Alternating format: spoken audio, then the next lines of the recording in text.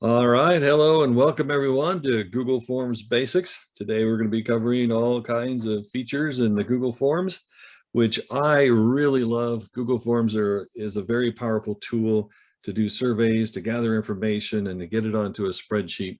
And we're going to be practicing with all the different ways that Google makes it available to us today.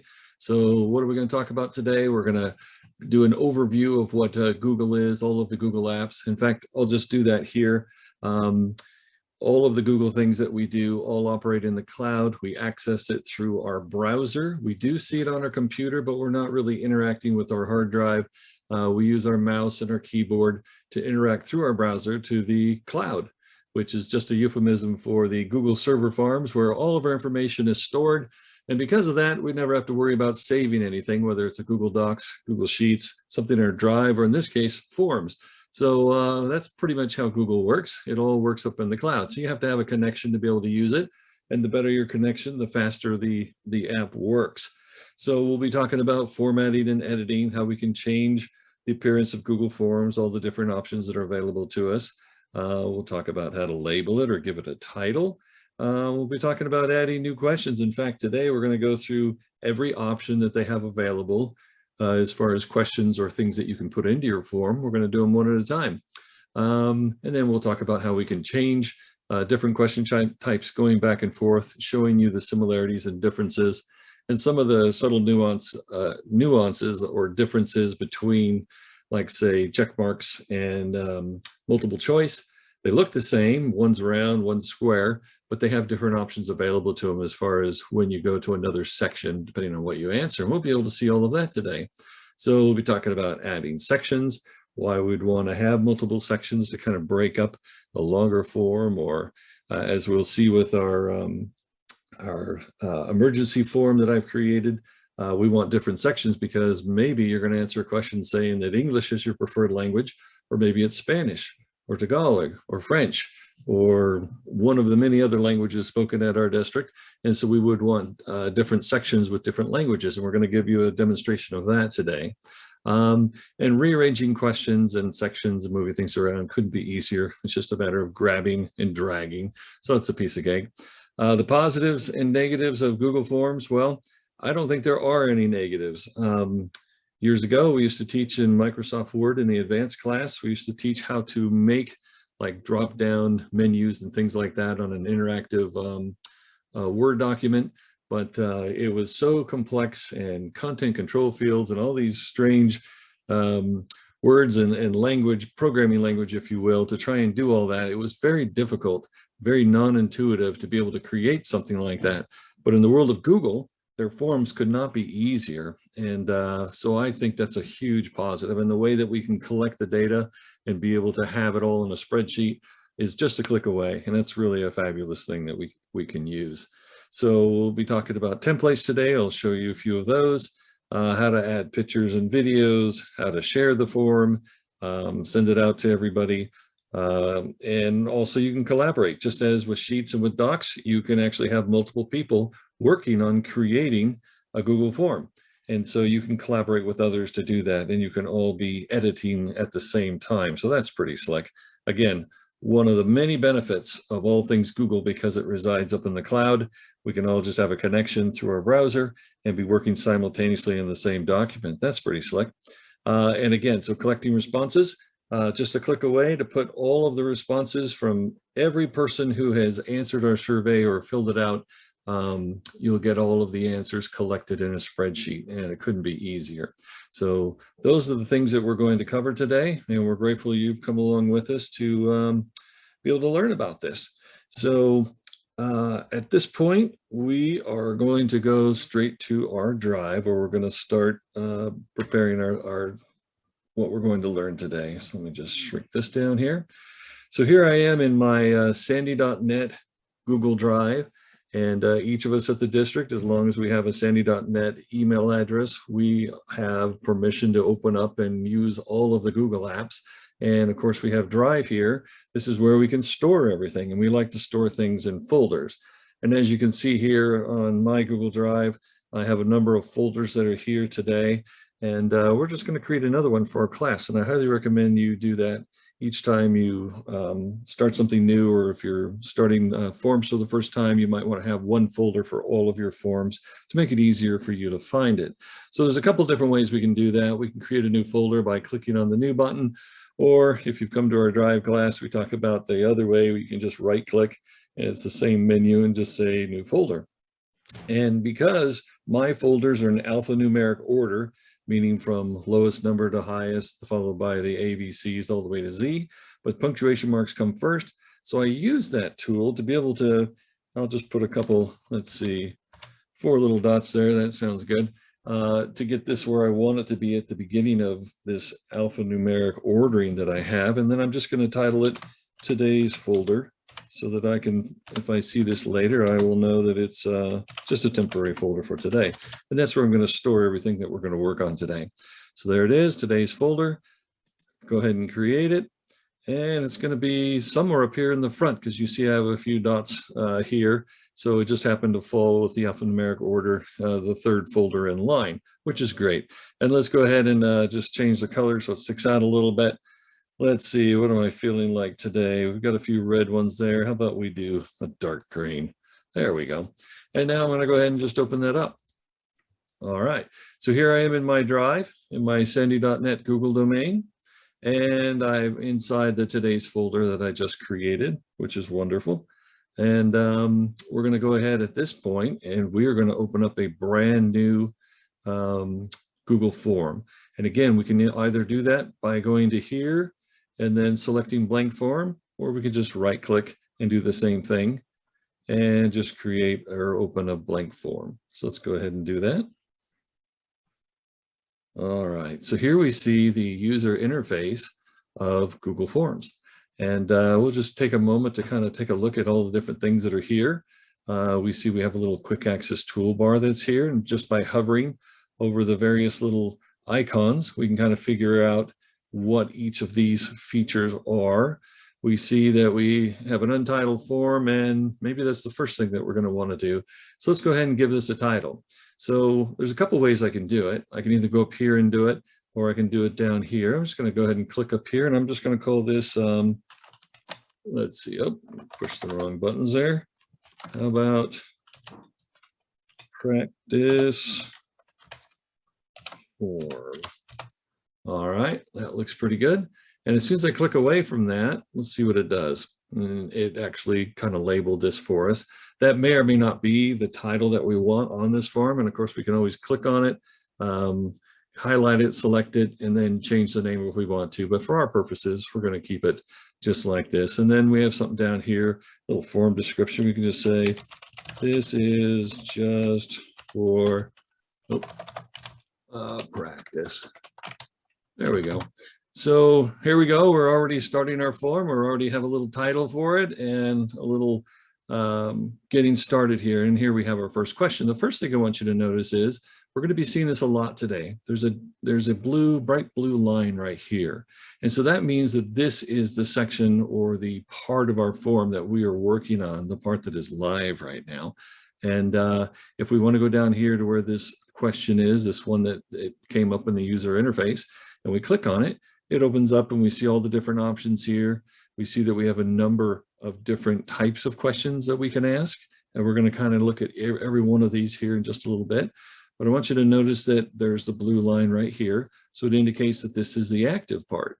And so we can click back and forth from one part to the next as we start to make our Google form. And just know that whenever we use our quick access toolbar to add anything here, whether it's a section, a video, a picture, a title, or one of the many questions, forms of questions we can have, it's whenever we click or select one of these, the new question or the new feature is going to end up below this section that's live right now. So keep that in mind. If we make a mistake and we add something and it goes somewhere we don't want it to, we can always move it. And we'll be seeing a lot of that today. Right here, you see these six little dots that allows us to be able to move some things around. And we'll see that later on today. But before we go any further, I wanted to look over here real quick. And here's the icon for Google Forms. And it says, as we hover over it, Forms Home. So let's go ahead and click on that real quick. And you'll see we haven't changed tabs in the browser. It's just kind of taken us to a new spot here. And so this is just like Google Drive is kind of like our home page or our desktop, if you will, where we keep all of our folders and files of all the different Google apps. Well, Forms has something like that called Forms Home, and it has all of our forms there. So you see right here, it says recent forms, and you see a number of them here. As I start to scroll down, I see that I have quite a few forms that I've worked on. And all of those are ones that apparently are owned by anyone, meaning they're either owned by me or something that someone else made and shared with me. I can narrow that down by just saying owned by me, or I could just say not owned by me and just see the ones that someone else has shared with me. But this, just so you understand, is just a place where those forms are stored. Every one of these, I will tell you, are already in my drive in some folder somewhere, and that's where I have them organized. But as true with all things Google, you have lots of options for how things are listed. Of course, we saw this right here. If we want to, we can change this to list view. And it's the same exact forms that we just saw, just out in a list form. And we can see very easily which ones are shared with us with these little share icons.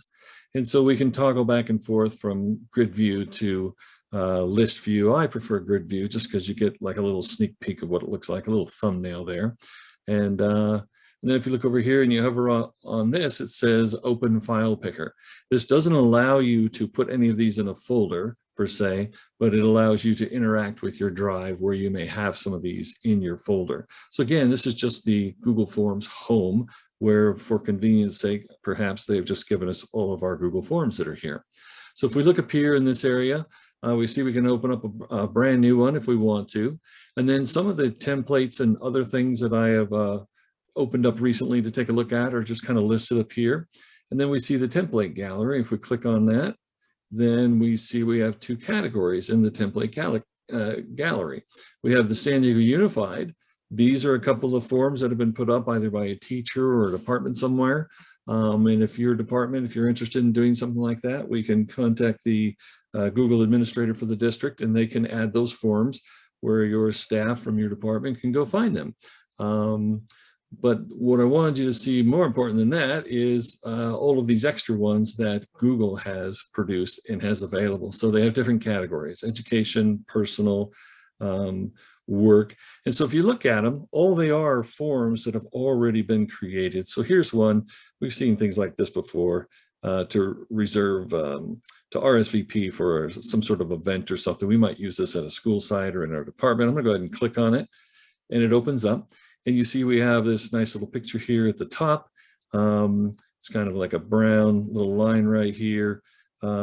This is just something that's kind of set up, and we could use this as a head start if we want to, as a template, to create something where we're trying to figure out who's going to show up to whatever event we're having. So be thinking about different ideas that you have, and maybe this will be a head start, maybe it won't. And so if we click on it, we can see that this is the paragraph answer. If we click on this one, this is multiple choice, and it kind of looks like that. We click on this one, it actually says long answer there. So that's the paragraph one. Can you attend? This is multiple choice, but just with two little pieces there. And this is kind of like our little title thing like we saw. So again, templates are nothing more than just a head start to work on something. Can you change the picture in the header? Absolutely. Can you change the colors? Sure. Can you add more things to it and erase some things that are here? Absolutely. You can do that. And so that's what the templates are all about. Let's see if we can get back to where we were. So there's our home. And if you take some time, you can look around, you can find a whole bunch of different ones, and they may or may not pertain to you or be helpful to you. And maybe it's just easier to make our own. So let's go back to where we were. Let's get out of here. And we're just going to go back one spot. All right. So here's our practice form where we started. So the first thing I want to do is just show you how easy it is to start making questions that we're going to use to collect in this survey or this form that we're making. And as we do that, we'll kind of explore some of the other options that are up here as we go. But here we are, we have this first question. So in this practice form we're doing here, this isn't going to be for anything specific. It's just to demonstrate the different types of questions that we could ask. So for some reason, Google Forms usually just kicks up multiple choice. Is that the first one on the list? It's not, but that's the one that it seems to always put up first. But what's interesting is with machine learning, and I'm just going to type this out. What is your name? And as I'm doing that, you'll notice without me doing anything, it switched to short answer. So it's kind of paying attention and watching what you're doing. So what is your name? That's usually something that's put on a survey. So let's go ahead and just put a question mark at the end of that. And short answer seems to work because we don't need to fill out. And by the way, between a paragraph, a long answer or a short answer, what's the difference? Well, I did an experiment with this the other day, and you can put a couple thousand characters in the short answer, and you can put a couple thousand characters in a long answer. So it is limited to some degree, but not by much. So what's the difference? Not much. You can do either one.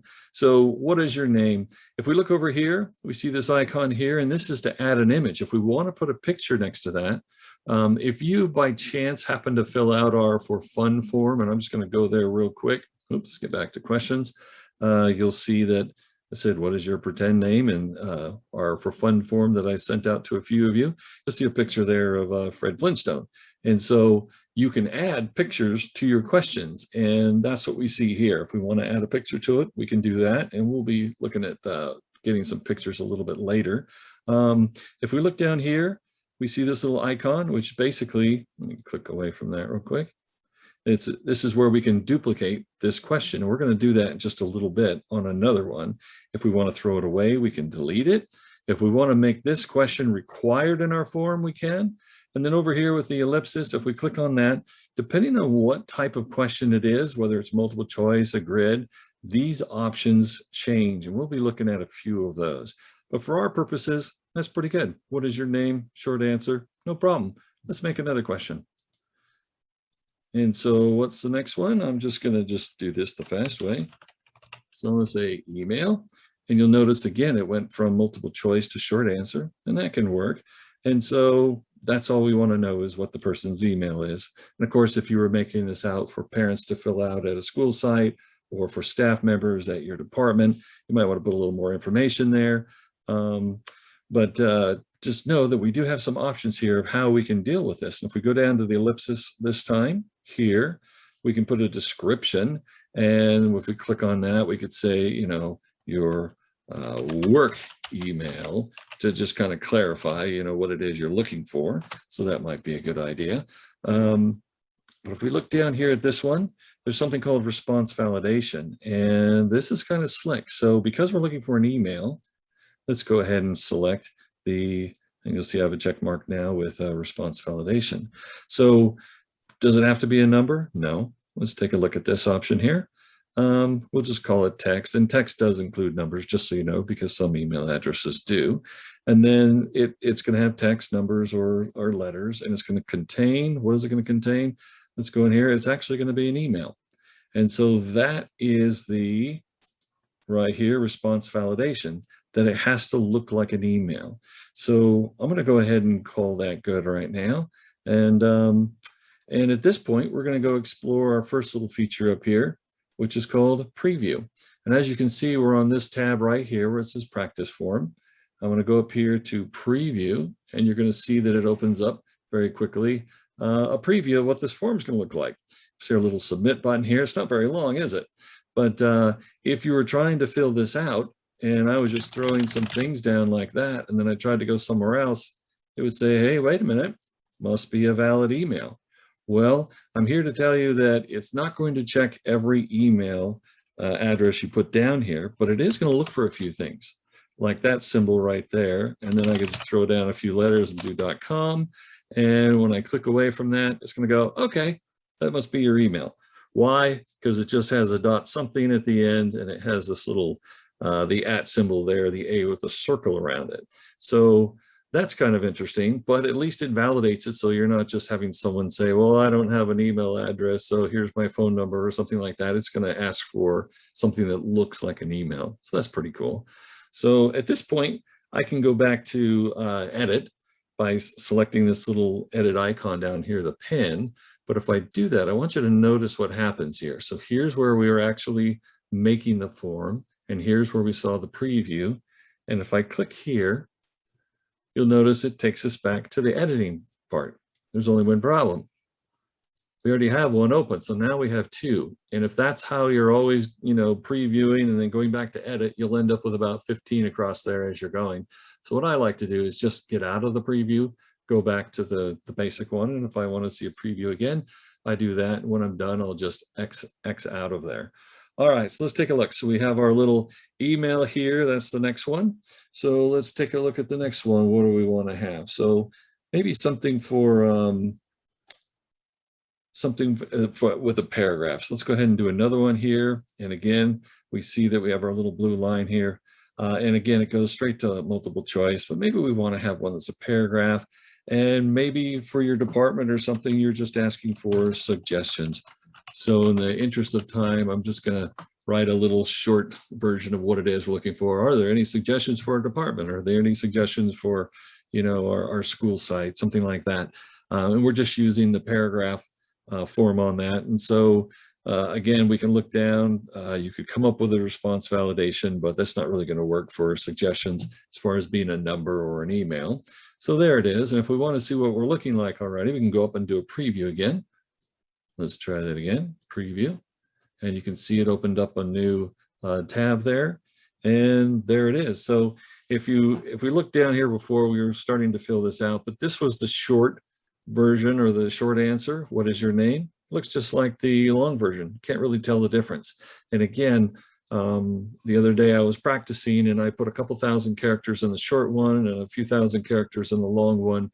They seem to both be able to handle a small book or a mini paragraph. So you can use either one. They kind of look the same when you're printing it all out. I'm just going to go ahead and erase that just so it's clean there. All right, so again, I don't want to click this button here. I just want to go back up to this one and get rid of it. We're back to where we started.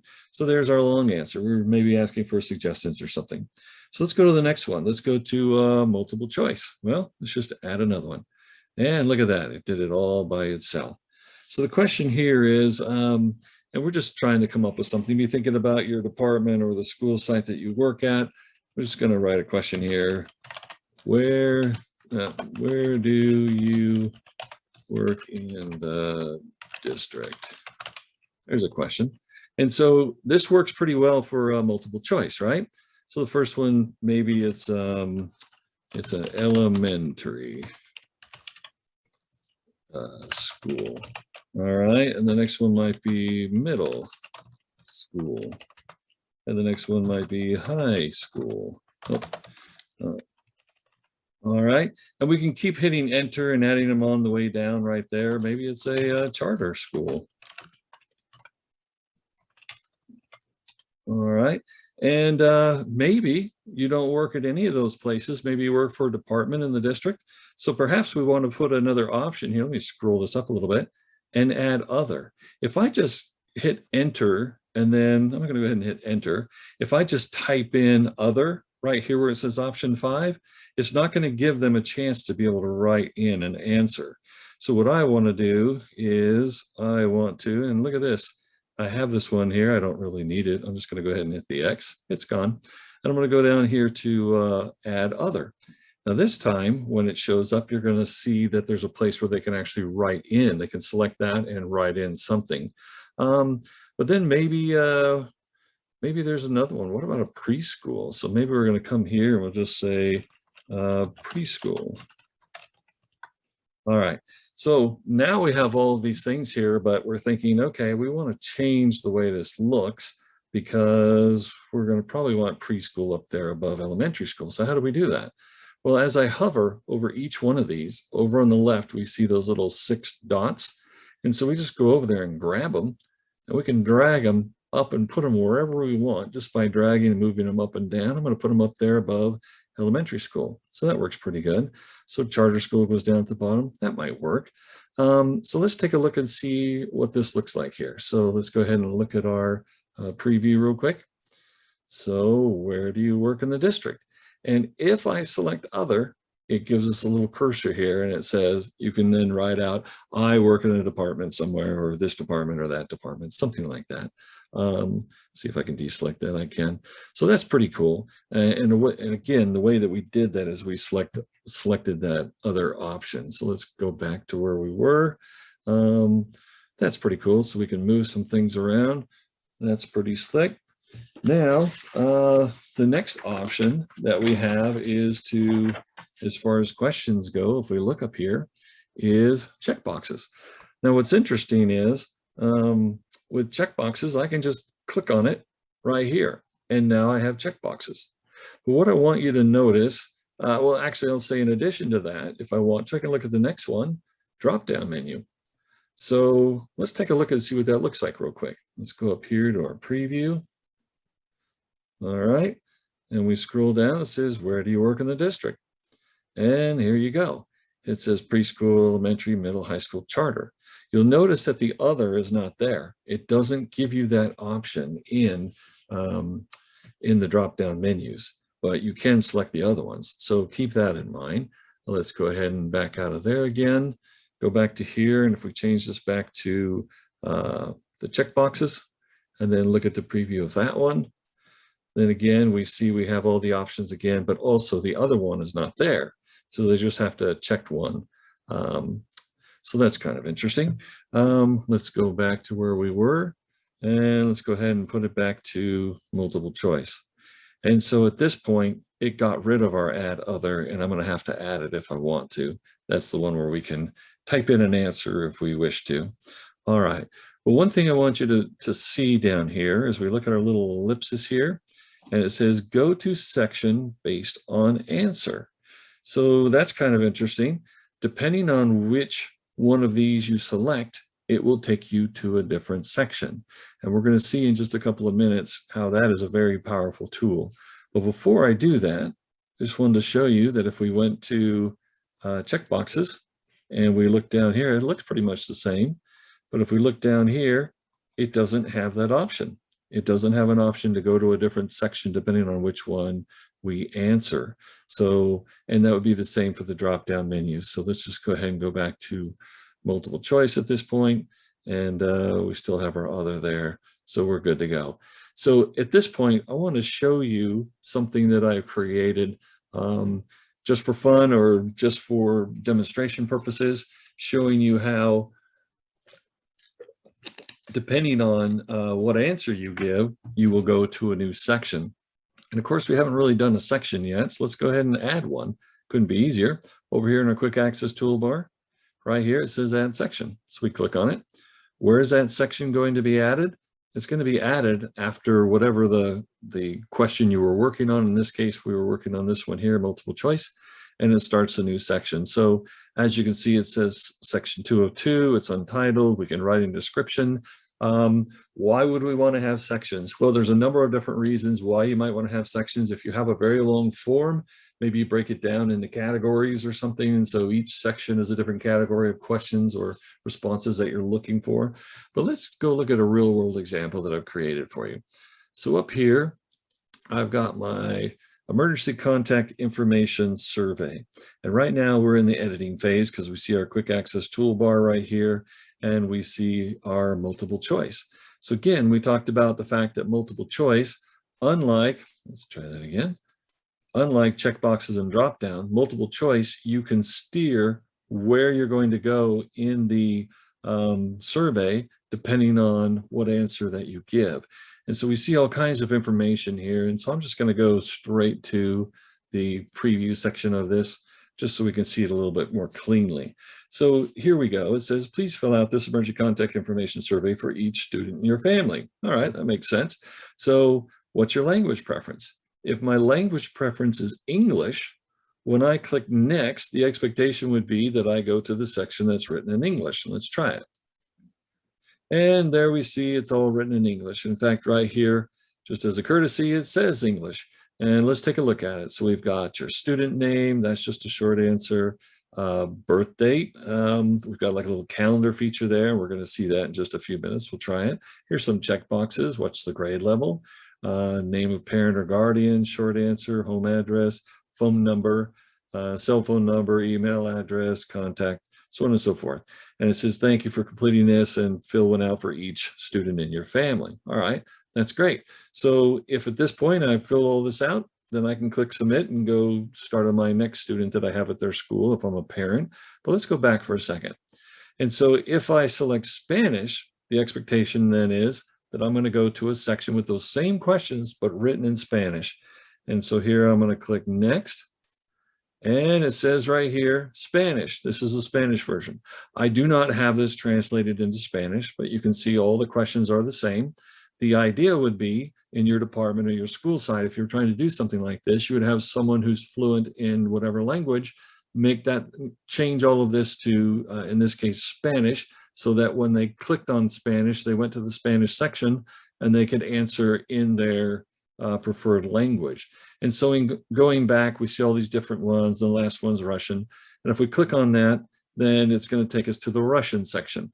And sure enough, it says Russian right here. And again, I don't have it actually translated in Russian, but you get the idea that there's multiple sections here and they'll have the same questions, but the idea would be you have, and by the way, I don't know if you know this, but we have in our district, we have the translation department, and you can submit something like this and say, can you please translate this into whichever language?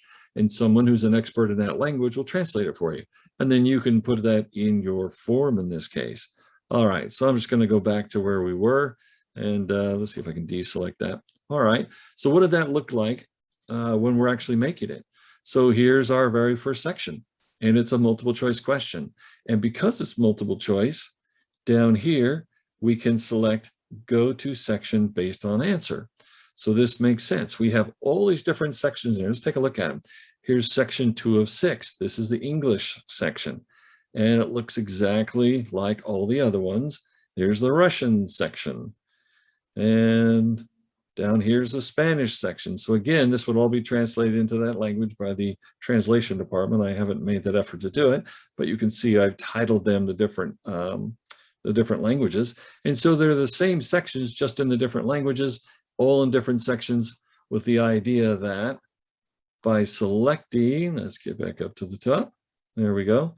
By selecting down here, go to section based on answer, then when they select any one of these, it'll take them to that section. In this case, French is section 5, Spanish is section 4, Tagalog is section 6, and Russian looks like section 3. So that's pretty cool. That's a great idea for trying to determine where people are going to go after they've selected something, in this case, a preferred language. So there's a real world example of that. All right, so going back to our practice one here, again, multiple choice. If I click on it, it allows you the option to go to a section based on that. So here we go. I'm going to add some more questions. We don't really need another section in this one at this point, but we've made it all the way to multiple choice. We've looked at a couple of others. Let's go to the next section, or the next question here. Let's try that again. There we go.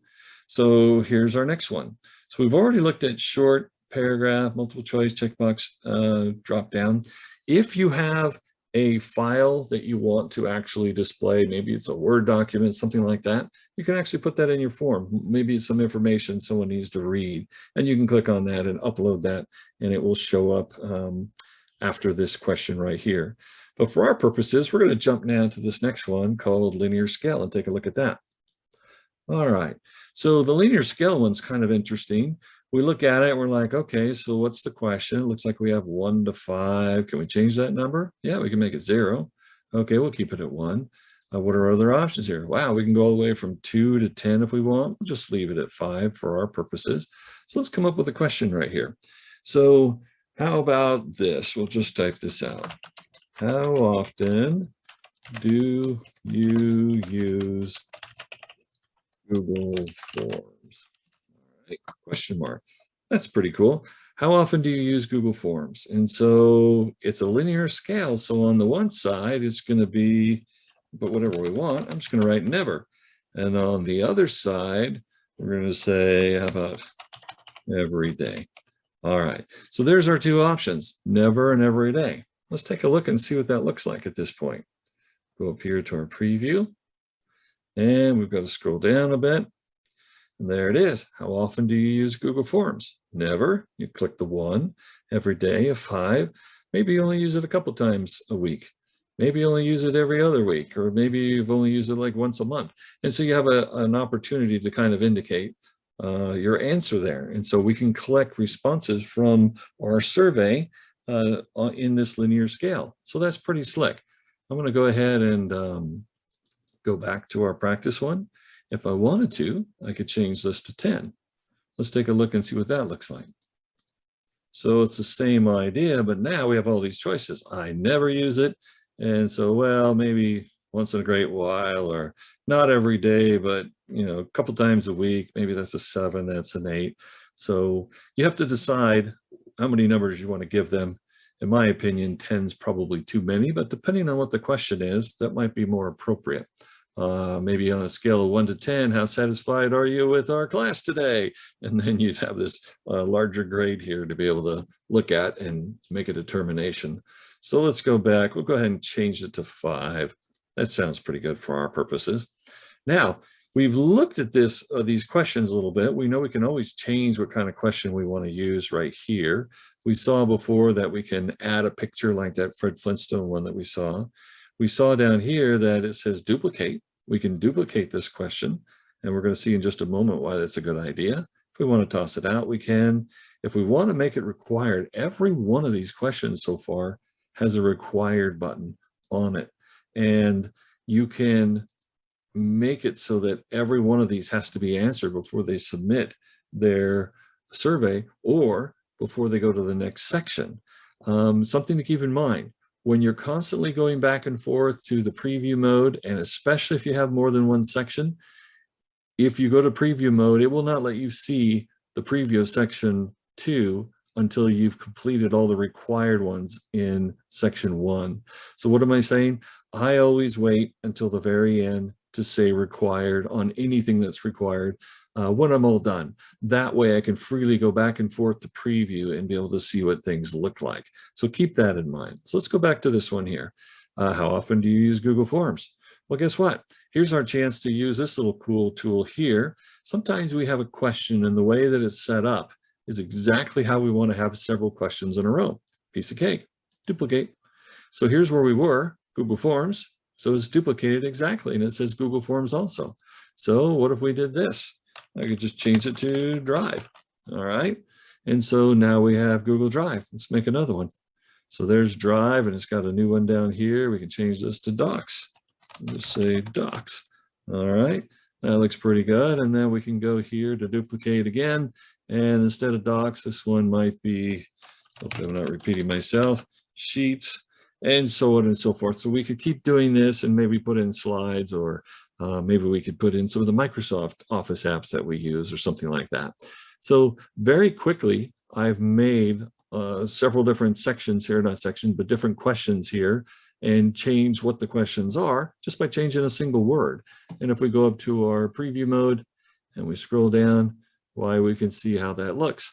So how often do you use Google Forms? Never, every day. Google Drive, the same. Docs, Sheets, and we could have kept on going and adding more to that, but very quickly we've simply duplicated a section that we like the way it was laid out, and we've simply just changed the question slightly so that it makes more sense. So that's pretty cool. So let's go back here. So we're going to keep going. We've been doing linear scale. Let's try another one. All right.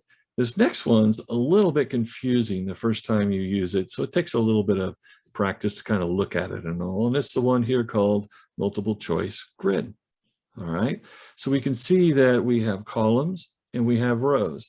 And until we've kind of looked at this a little while and tried to figure out, how this works, it just takes a little bit of practice. So the question is going to be, let's say, how often do you use, let's try that.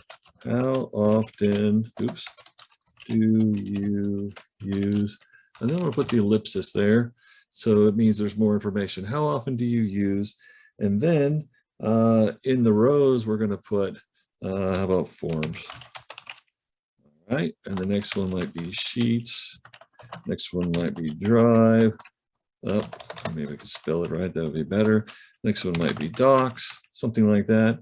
And if we want to, we can mix it up and say Microsoft Office apps. All right.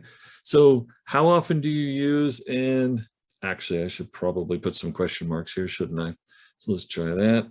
We'll do a question mark. since we are asking a question, that might be a good way to do it. And it just takes a second to get in there and do that. All right, so how often do you use these? And so now we have our columns over here and we need to think about, well, what are we going to put? So maybe we never use those. So there's never. Let's try another one. So how about sometimes? All right.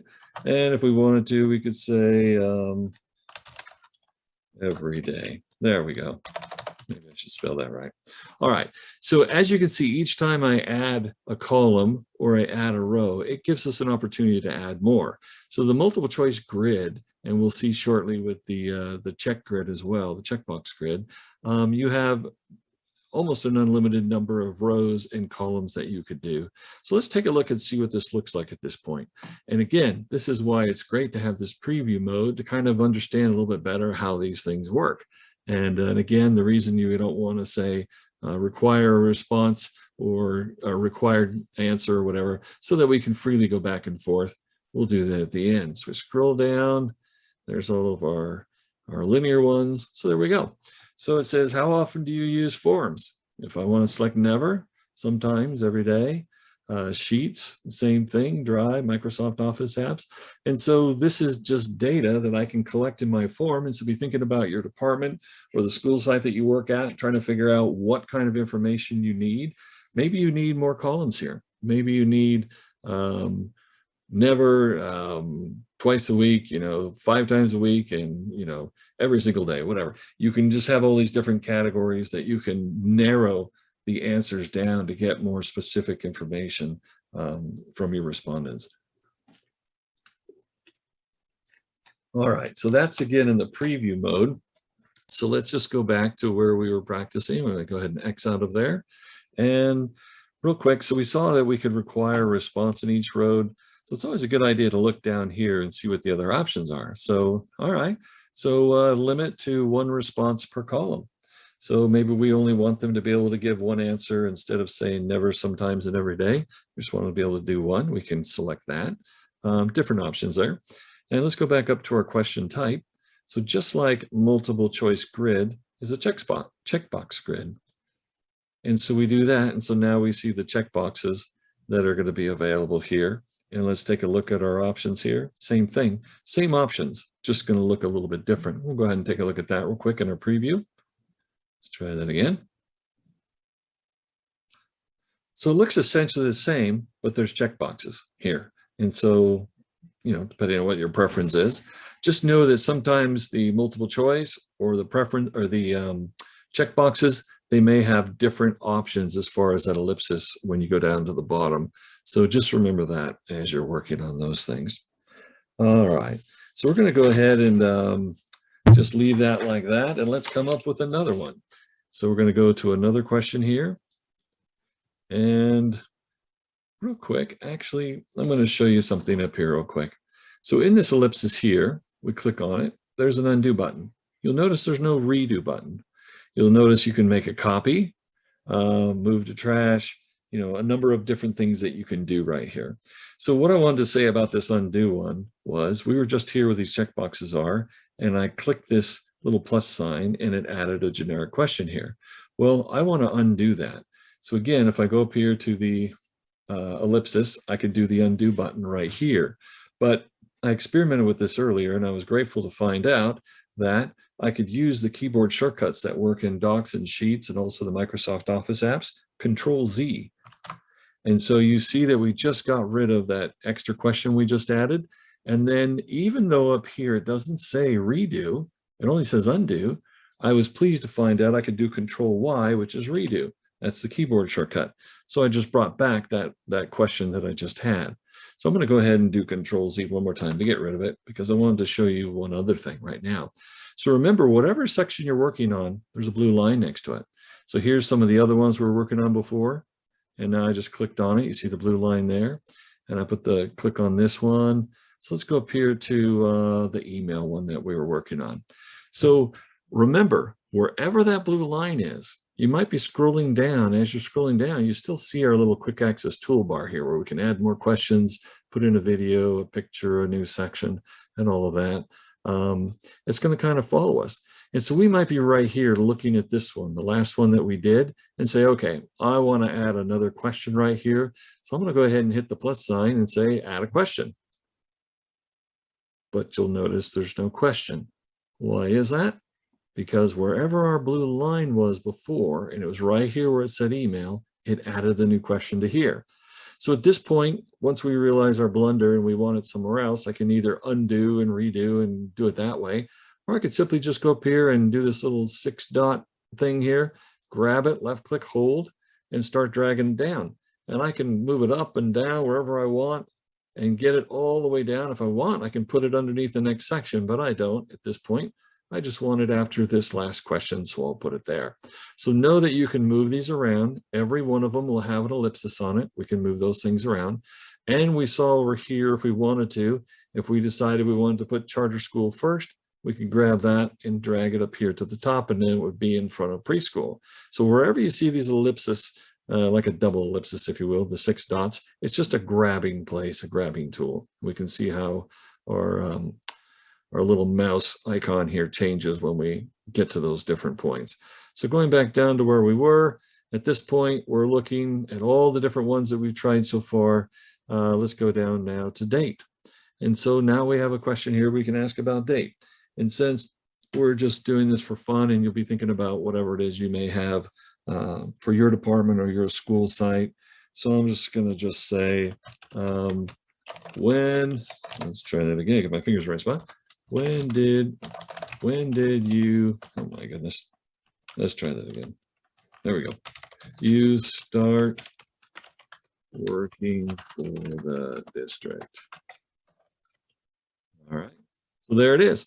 So if we look at that and we go up here to preview mode, we can see then we can go down, we can find our new one here. And if we click on it, it gives us an option here. So if it was this month, it's right there. It's nice and easy. If it's the previous month, we can go back that way, or we can go over here and we can click and we can kind of scroll through the different years and pick a different year. Maybe we started in 2015, maybe it was in June, and maybe it was June 30th or something like that. And then there's our answer. And of course, if they want to change it, you could start again and clear it, or pick today, whatever you want to do. We'll pick today just for fun. There we go. All right, so there's the date one. Let's go ahead and go back. We're almost done looking at all of our different questions. The last one is the time. All right, so then we have to come up with a question for this one. So something simple, just for example here. When do you start each day? Question mark. And by the way, notice up here saving, all changes saved. So all of the keystrokes, movement of the mouse, clicks of the mouse at near the speed of light are interacting through our browser here to the cloud, which is a euphemism for, in this case, the giant Google server farms. Think of 4 Costco warehouses stuck together with floor to ceiling, top of the line computers, and everything's being recorded as we go. And so that's why we don't ever have to click save anywhere to save anything. It's automatically being saved just a second or two after we've done something. So that's pretty slick. And so if we look at this one, go back to preview. Here it is down at the bottom. We're scrolling down to it. When do you start each day? And so then you can just go in here and kind of pick a time or start writing out whatever time it is that you start each day to answer that question. So there we go. We've pretty much gone through all of the different question types. We've even jumped ahead and looked at our emergency contact form to show you why you might want to create additional sections and so on and so forth. And just know that you have all of these different options.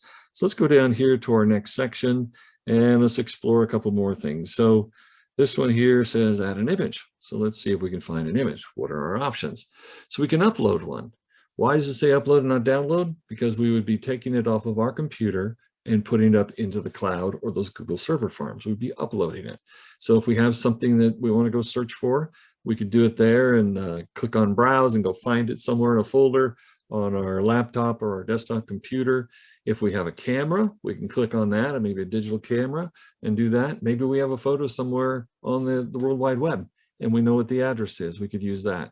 If you have some Google Photos saved, you can go to your Google Photos and get it from there.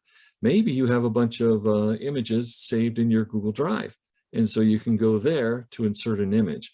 For our purposes, let's just search the World Wide Web and use the one that I always use, horse, and I'm just going to hit enter. And so Google serves up a bunch of nice little pictures that we can use. And this is one we use in our other classes, I should say. If I click on it, then I can, now that it's selected, I can say insert, or I'll always tell you, try double clicking on things and see what happens. So let's scroll down and there we go. So here's this section 2, untitled section. We didn't take the time to do that. And here's this image. And so the first thing you'll notice is we have this ellipsis here. So if we click on that, it's going to say, okay, so left align, center align, right align. If we want to change it out, we can. If we want to remove it, we can. If we click on it, we can possibly get a hold of it and maybe do some manipulation of it. Not every picture is going to be adjustable exactly the way that you want, depending on the file size, but looks like most of them are. And so by clicking away, then we can see the ellipsis here. And if we wanted to swap this out, I could, remove this, or I could change it. Let's try that real quick. We're going to go to image search, and we're going to do the same thing. I'm just going to type in horse and hit enter, and there they all are. So maybe this is one. I double click on it, and boom. Look at that. Because the file size is different, it made it rather large. And so now I've got to do some of my little sizing techniques here. Click away from it. And then, of course, if I want, I can say, let's make this in the center, and it will move it over to there. And then, of course, we can look over here at the ellipsis, and we can do some hover text. What's that? So why don't we call this, just for fun, Mr. J's horse. All right, put a couple dots there. So that looks pretty good. So let's see what that looks like if we go up to our preview. Let's scroll on down, section 2. Oh, we got to get to the next one. Now here's where I want to see a preview of the next one. If I had said required on any one of these, and I might want to do that when I'm all done, like your name and email and something like that, then I would have to fill that out just to be able to preview it. So keep that in mind. So there it is. That's what it looks like. So I wonder whose horse that is. Well, let's hover over it. Oh, it's Mr. J's horse. So that's the idea of the little screen tips that pop up when you hover over things. So it gives you the option to be able to do that. So you can be thinking about different things that you might want to add to your form, either to make it more appealing to look at, or maybe more information available or something like that.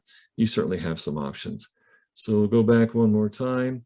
And we're down here, and we're on this particular one in section 2. And one of the last ones, let's try add a video. And so again, it's this is a Google product. And since Google bought out YouTube back in 2008, 2010, somewhere in there, they want you to use a YouTube one. Or if you have one with an address on the web, you could do that. So one that I know is safe from National Geographic that I use a lot is called solar system, and let's just search for those. There's our little 4-minute National Geographic one. So I'm just going to double click on that, and it's going to pop it in. And again, you see that we have some options here, so we can click on it, we can align it whichever way we want, a couple different options, we can swap it out, so on and so forth. But if I click on it, I can also maybe make it a little bit bigger. So just keep that in mind. And when you preview this, and I know this is a safe one because I've used this before in other classes, going down to the next section, there it is, and all you have to do is click on it, and it will start playing, and you can even expand it. Our solar system is one of over 500 known solar systems in the entire Milky Way galaxy. That's exciting. Thank you, Mr. J, for sharing that lovely video. All right, so there's our practice form that we've done. And we've pretty much tried all the different options that are here. But there's one thing that we haven't done just yet. And it's looked at this thing here called Customize Theme. So I'm going to click on that real quick. And so we see that we have some options here. So we can choose an image as a header. It's the one that goes up here like we saw in our template with those people. We'll do that in a second. Here's the theme right now, just kind of a theme that is thrown up there for us. We have some choices of background color, make them darker, lighter, or let it, maybe none at all. And then down here, we don't have a lot of choices for font style, but right now we're in the basic. So be thinking maybe you're in elementary school and you've got your 5th grade graduation or something like that. So now we want to look a little bit more formal like that, or decorative or something. Maybe that doesn't work. Are there other options? Just one. That is, they call that formal. Maybe that's going to look a little bit better. And then one last option is playful, kind of looks more like a cartoon.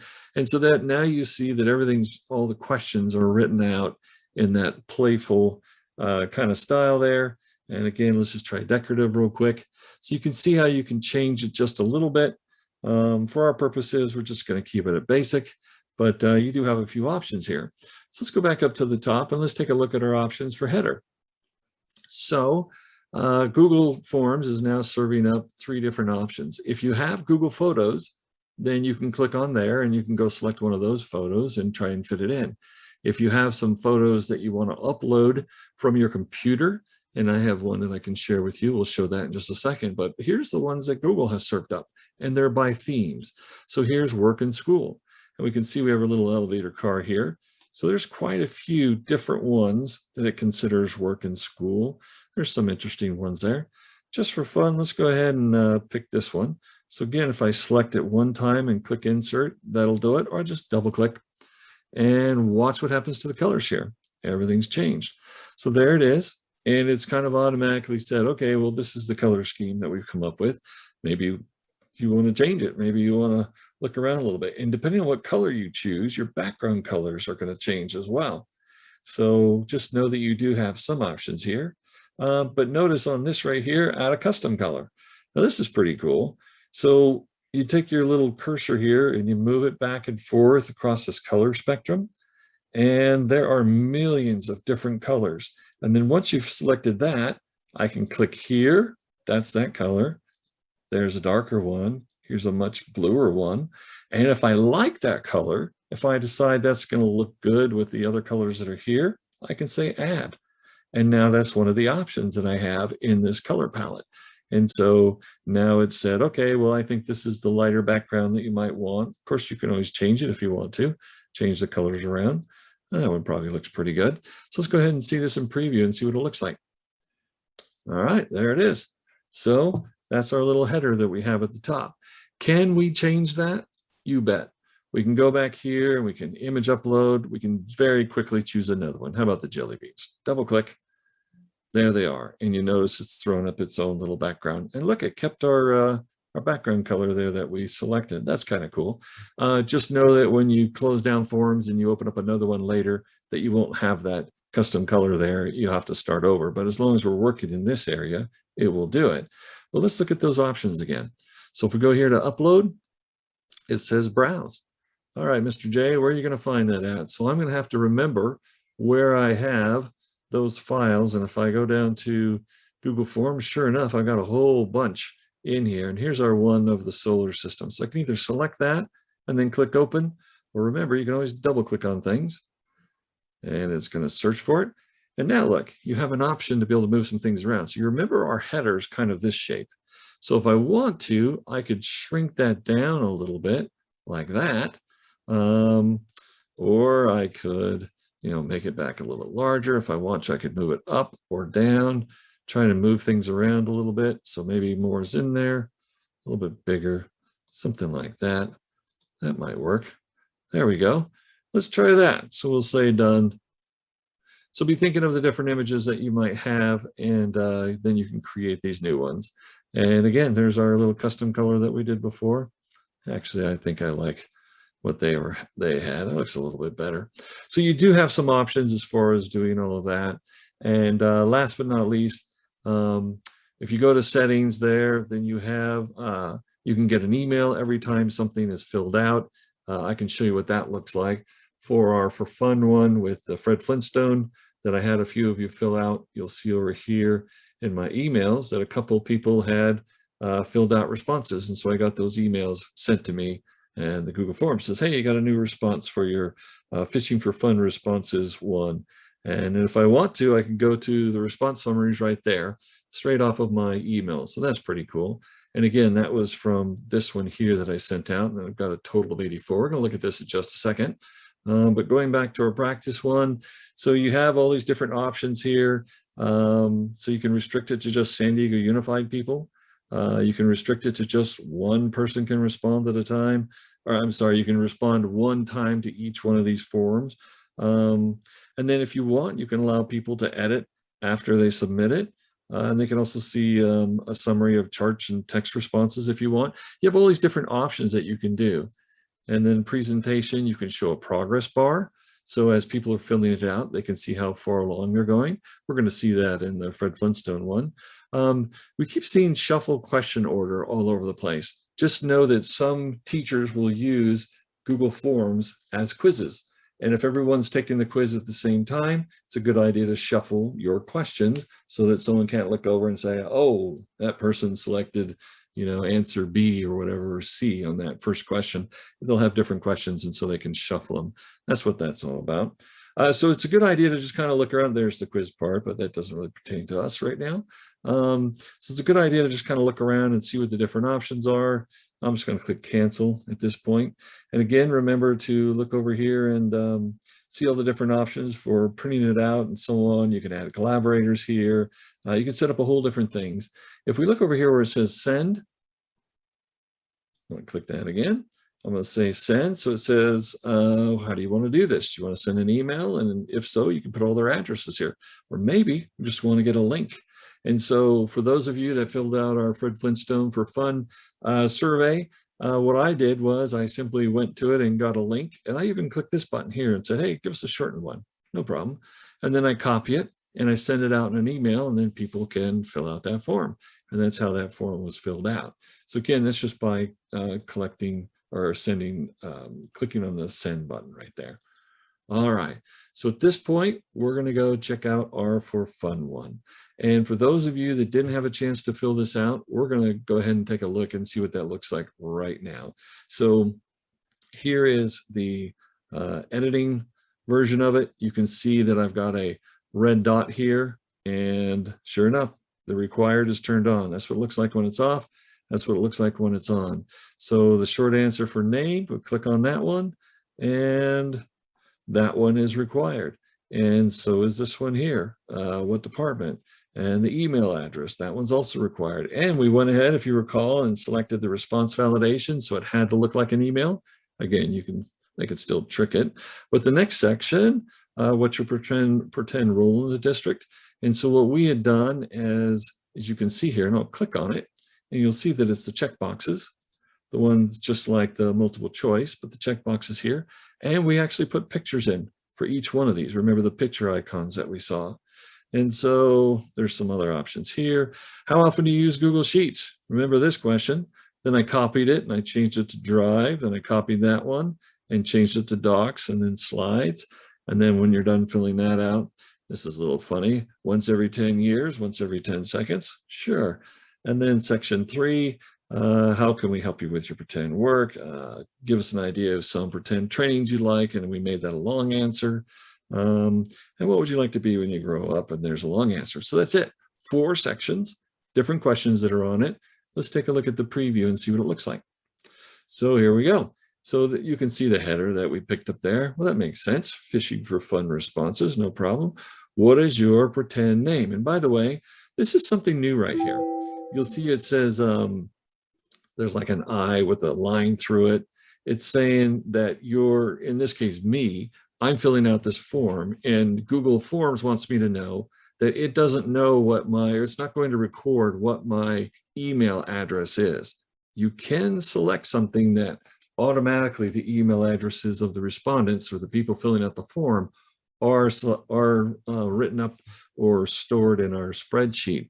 But we didn't do that on this form. We actually asked the question because it's for fun. We didn't want to have the real email addresses on this video. But you'll notice that anything that's required has a little asterisk, and that's what this little section here is saying. So what is your pretend name? So we get to write it in. So last time I was here, apparently I typed in Fred, and what's your department? I just started throwing down some things here. What's your email address? And remember, it doesn't matter what it is, as long as there's the little @ with the .com or .net or something. And look, here's our little, we're in section 1 of 4. This is our little progress. We go to the next one. And it says, what's your role? Now we can see how these pictures kind of line up. That's pretty cool. And we have another. If I select here, then I can say, I could be the janitor today. All right. And so I could write that response down if I want to. How often do I use Google Sheets? Once every 10 years. I can answer whatever I want. Going down there, and you can see now this is the second section we're completing. You can also go back. We see if those options are there. And the last one, what's a pretend training? It's not the last one. It's the third of four. What's a pretend training? How to have fun. Sure, why not? Should put how to type better. There we go. So we click next, and the last one, what would you like to be when you grow up? And my favorite answer is much, much older. There we go. All right. So now I'm going to submit this. And so it's going to be part of the spreadsheet. But you'll notice that it says see previous responses, edit your response, submit another response. Those are there because of what we selected in settings before, allowing people to go back and edit their response. So now there's a link, or being able to put in a second set of answers to the survey, for example. Depending on your department or your school, you may not want people to be able to do it more than once. If they have more than one child and you're trying to get, emergency information or contact information or something, of course you would want them to be able to do that. But those options are there because of that. So let's get out of where we are now and let's go back to where we were. So the last part that we're going to cover today, since we kind of looked at all the things to do with forms and how it works and so on and so forth, let's take a look at the responses here. We now have 85 responses that have been recorded. And so here we are in the one of three different ways that we can look at the responses. All right. So here's a summary. So what is your pretend name? We have 85 responses. So someone wrote Three-Toed Freddy, Angel, Betty Boop, Fred. And then you see this mess right here. This was me attempting to figure out on a short answer just how long of an answer you can give. And I don't know exactly how many characters that is, but it's a few thousand. And at some point it said, your answer is too long. And so I took a chunk off and it said too long. And then finally it accepted it. So as you can see, a short answer, you can answer quite a bit. So here's some of the other answers. Barnaby Rubble, I am Superman. And if I go down to the bottom, we will see the last individuals. Some of you one of you said Sally Sweet, Serial Cloud, Shabadoo was one from a previous class the other day. And then there's the next question. What department or school do you work for? And so here's all the different answers. And as you can see, there's quite a few responses. In fact, there's 85 of them. And we'll scroll down to the bottom. Oh, and by the way, this was a long answer. And as you can see, you can put a very, very, very long answer in there. That was just me experimenting. Very, very, very long answers. There we go. And so we got down to, I think that's the one that I just did. Sunshine Elementary, APE Elementary. There you go. Probably the best elementary in the school, right? Or in the district. So what is your email address? Then we see all the different options that are there. Again, 85 responses. So this is in the summary section.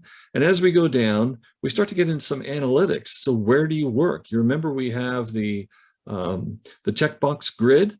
We had the preschool pictures, elementary, middle school. And of course, the last one I did was janitor.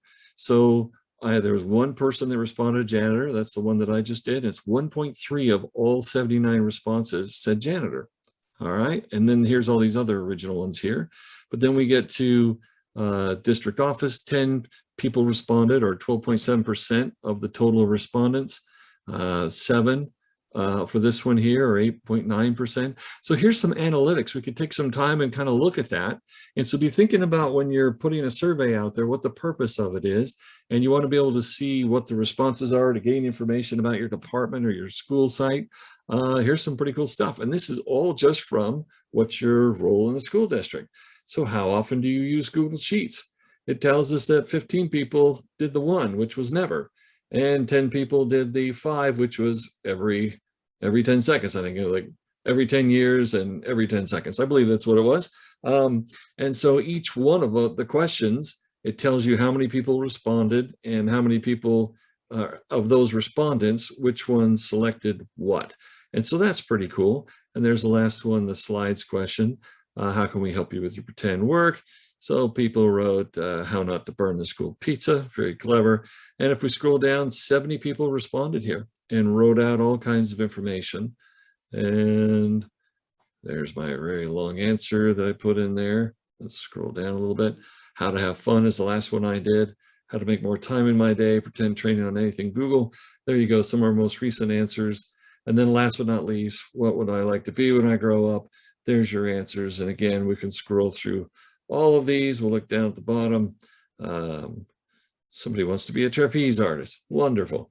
So there you go. So this is just the summary of those respondents for this particular form.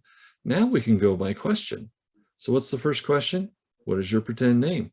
Here's all of the different answers going all the way down, including, you can see that very long answer to find out how long a short answer can be. As you can see, that's a very, very, very long short answer. All right, so there's a couple of Betty Boops and different ones that are there. So let's scroll back up to the top. That's just question one. So if we want to go question two, that was what is your pretend department, what's your email address, where do you work, how often you use Google Sheets, how often you use Google Drive. And so here's a sample of it, and it's showing us 18 people answered this one, 26 answered this one. So what we're seeing here is, in this case, we're doing it not by summary, but by question. And so we have another way to see the analytics of who's doing what. And if we want to see the next question, we can just go like that. And so there's the next question, which was how often you use Google Slides. And so we can scroll through all of the questions, getting all the way to the last one, what would you like to be when you grow up? 10 people responded, nothing. 3 grand poobahs, President of the United States, a few more, and so on and so forth. But we did summary, we did question, now we're going to do individual. And so this is interesting. 85 individuals responded to this form. They didn't answer every question as we saw, but here's the very first one. And the way that this is done is it's showing you exactly what it looks like when they filled it out, including the marks that they put in there. So this is the very first respondent. So if you want to, you can look at it that way. And can you scroll through all of these different individuals? You bet. So here's the second person, third person, fourth.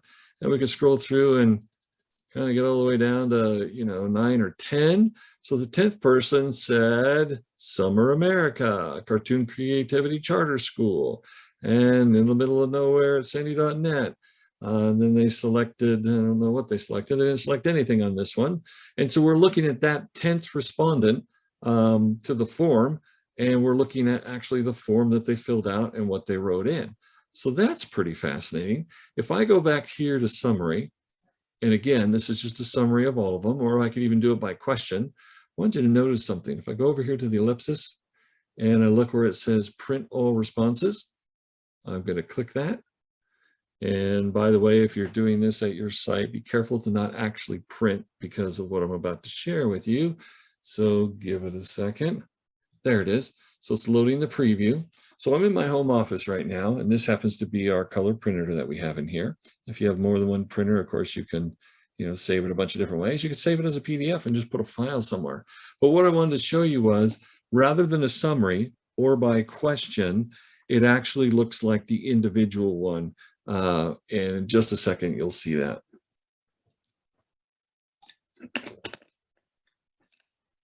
So it's going to take a couple seconds, and this is why. 438 sheets of paper. Well, wait, Mr. J, there's only 85 people that responded. Well, this is going to show you, if you divide 85 by 438 or whatever, it's going to show you that it takes like 4 or 5 pages to do this. And so it's basically showing you, and if you printed this, think of all the color ink you'd be wasting, but it's showing you exactly how it was printed out.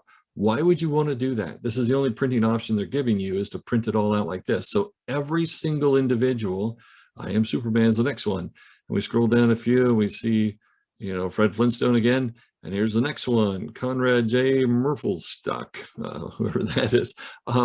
And so each one of those is actually going to print out. Why would you want to do that? Well, if you have something where at think of like in your department or at a school where you're sending out a survey saying, hey, you need to make a choice. Do you want to do X, Y, and Z? And once you make your choice, you can't change it unless you resubmit the form or something. And so you want a record of something like that. Well, then instead of just printing it and wasting all that paper and ink, I could just say save as a PDF, and then I could file that electronically somewhere. And then if someone comes in later and says, well, I don't remember what my choice was, what are my choices? You could actually go look it up and find their response in here this way. But that's not the most effective way to do it, is it? We'd have to scroll through 438 pages. Let's go ahead and get out of here. And let's get to the best part of what Google Forms can do and why I love Google Forms so much. This right here, view responses in sheets. And so I already have this open up here, so I don't have to click on that. But let's take a look. There they are. So every time, you can see I've been using this for a while. So back December 15th was the first time that I created this form and had people starting to fill this out. So I have down to the second of when on the date when someone filled it out. Now, if this was a real form, it would have a real name and it would have supposedly their real email address. And again, there's a way that you can select in settings where you automatically collect their email address because they have to have one to be able to fill out the form. And so you actually don't even have to add, a section on what is your email address, but we did that for fun. And so I can scroll down here and then how often you use Sheets, Drive, Docs. I've got all the information here. And because this is in a Google Sheet, I can start to use some of my features of, sorting and filtering things to be able to isolate, answers of information. I can find out how many people responded with a 3 or a 1 or a 5 or whatever the case may be. And then again, I can just keep scrolling down. I can find out when people submitted stuff. And we're going to scroll down here to 85. Oh, went past it, somewhere down there. Okay, so this was the last one. Remember where I put janitor? And then a few of you from the APE department put in answers right there. Why are there not a total of 85 here? Well, on some of the longer ones where I put 2,000 or 5,000 characters to see how long an answer I could put, I went ahead and erased those. And so it has compressed it a little bit. So it only looks like there's 73. But if we see something big like this, then we would expect as we scroll over that someone put pretend training. They had a lot to suggest for their trainings. And so it's all written right there. So again, I can format the spreadsheet any way that I want to. I can start to sort things and basically use this data spreadsheet to be able to adjust the data and be able to figure out the answers to all of my my questions on the form and figure out what it is we want to do with that. So going back to where we were, just a couple more things. If you're done with this, you're saying, and the form says, please fill this out by a certain date. We'll say October 1st of whatever year. And when October 1st comes, you just simply click right there and it will say no longer accepting responses. And so even though they may have the link will say, sorry, no longer accepting responses. So this is a very powerful thing called a Google form that allows us to do all kinds of different stuff. And we can go back and we can add questions. We can do different things. We can make those questions mandatory by simply selecting down here where it says required. If we want to add additional questions at any point, we can always do this and say, there it is. And now we have another question that we can add. Of course, I don't want to mess up my form, so I'm going to hit delete for that question and make it go away. We have complete ability to adjust this in any way, shape, or form we want. And it's a form that we can continue using if it works for us. Or if we want to at some point, maybe this is something for this school year, 2021 to 2022. And next year we want to have the exact same form or something. We could always go up here and say, let's try that again. Duplicate. There it is, make a copy. And then all we'd have to do is change the header from this school year to next school year. And then we'd have all the same questions ready to go. And so you wouldn't have to create a brand new one. So at this point, we have gone through and practiced all the different types of questions that are there, experimenting with our quick access toolbar here, and created a new section, added a couple more things like an image and a video. We've done all of that.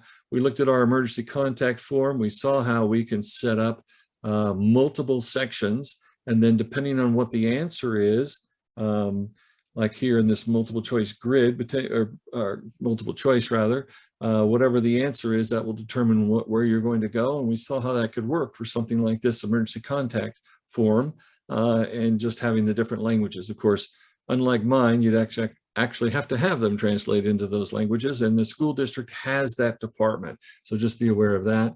And then our for fun one that we just took a look at, where we got the pretend answers so we didn't have to share anyone's personal information. So at this point, this is the basics of Google Forms. We've seen a number of different ways that we can make Google Forms work for us. And so we hope that you keep practicing and keep trying and practicing with this. Just know that because it is a Google product, that Google changes things all the time. You might come back and there might be a whole bunch of new kinds of questions, or maybe the check boxes or something are gone and now they only have multiple choice. Things like that happen. So thank you so much for coming to learn about Google Forms today. We appreciate you coming to learn with us, and have a great day.